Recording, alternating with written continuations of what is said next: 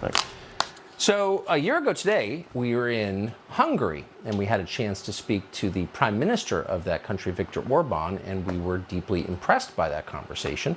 Orbán explained that as Hungary's leader, he has embraced strong families, national sovereignty, the principles upon which all thriving countries are based.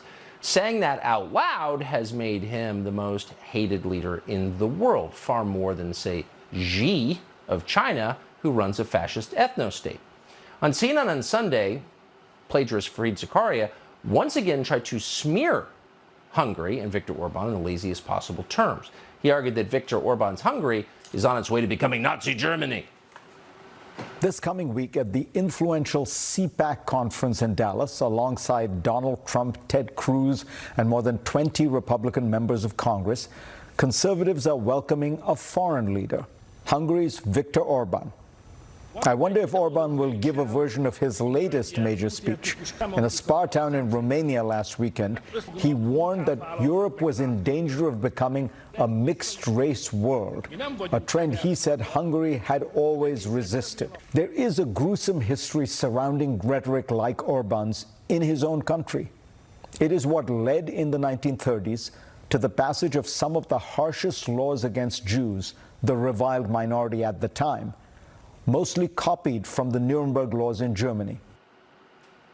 It's almost unbelievable that they aired something like that. So Viktor Orbán is now a Nazi because he wants national borders? So Orbán's office wrote a lengthy letter to CNN about this coverage. Quote, "Your latest video," reads the letter, "is yet another example of the Western liberal media's deliberate efforts to spread misinformation about Hungary." Yeah, to put it mildly. Balázs Orbán is Prime Minister Viktor Orbán's political director. He joins us now to respond. Balázs, thanks so much for coming on. Boy, it's so interesting. Out of all the, I mean, there are literally cannibals in charge of some countries on this globe. You have a country of 10 million people in Central Europe. It's a small country. They spend so much time hating you. What do you think that's about? So, hello, Tucker. It's so good to see you. Actually, since 2015, when from one day to another 400,000 people tried to cross our borders illegally, and we made the decision to establish the fence and try to protect our borders and maintain, or at least regain, law and order, we are under constant heavy pressure from the globalist elites. They think that if somebody is speaking against mass migration, that he or she should be racist or anti-Semite or whatever. It's crazy, but this is our policy is based on common sense. Our people are very proud, as you mentioned. We are a 1,000 years old nation. We are in the middle of Europe, but culturally we are an island. We are very proud of our history, our Judeo-Christian heritage, and we want to preserve it in that way. And to do so, you have to be able to protect your borders. It's so simple. What's interesting is that the reality of Hungary, the experienced reality, when you go there, I mean, it's basically America 2005. I mean, it's a very moderate place with a more balanced, freer press than we have, that's for sure.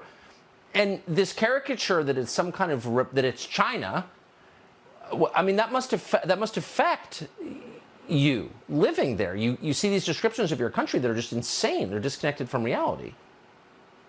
Yeah, you know, you immediately realize that these accusations are politically motivated. Meanwhile, the people who are living there, they are very wise people, and my experience is the same here in the United States. If you speak to ordinary people, they know what is good for their country, and they know what they want to reject. They are just not satisfied with the current administration or current elites. Let me give you one example. We are the neighbors of Ukraine. So currently we are hosting 1 million refugees for Ukraine. Some of them are staying, some of them are going forward. But we're talking about the 10 million country.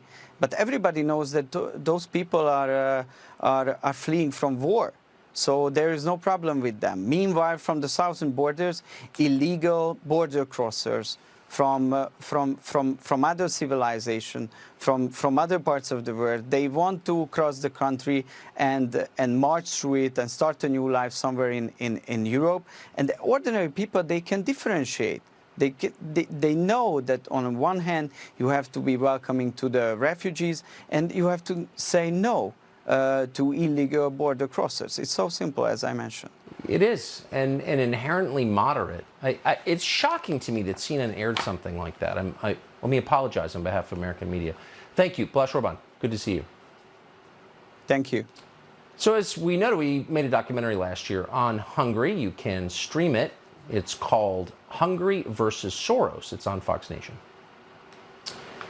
So apparently the war in Ukraine continues. It's draining our treasury. The Ukrainians appear to be losing. Nothing has gone as promised.